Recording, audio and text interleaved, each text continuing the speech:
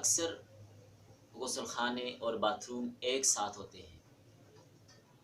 तो उनके अंदर अगर कोई वज़ू करना चाहता है, क्योंकि अमूमन वाश बेसन अंदर ही लगा दिया जाता है जगह की किल्लत और कमी की वजह से।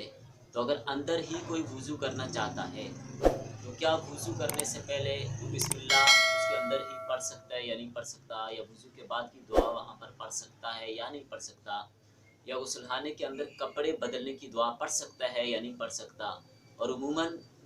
आईना भी अंदर ही लगा होता है, तो आईना देखने की दुआ वहाँ पर पढ़ी जा सकती है या नहीं पढ़ी जा सकती। तो इस मसले में थोड़ी तफसील है, बात समझें।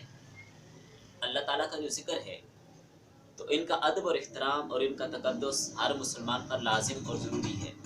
निजासत की जगहों पर, गंदी जगहों पर, गिलाज़त वाली जगहों पर अल्लाह ताला का नाम और अल्लाह ताला का ज़िक्र नहीं करना चाहिए। ताहम आजकल जो लेटरीन या गुस्लखाने होते हैं, उनकी तरतीब ऐसी होती है कि लेटरीन और गुस्लखाने की सतह दोनों की अलग अलग होती है। लेटरीन वाली जगह, जो निजासत वाली जगह होती है, वो अलग होती है, और जो गुस्लखाना होता है वो थोड़ा नीचे होता है, तो दोनों की सतह अलग अलग होती है। और बज़ाहिर सामने कोई निजासत उसके अंदर मौजूद भी नहीं होती। जब खुलासा ये कि जब उस निजासत पर पानी डालकर उसको बहा दिया गया है और दोनों की सतह अलग अलग है, गुस्लखाने की सतह नीची है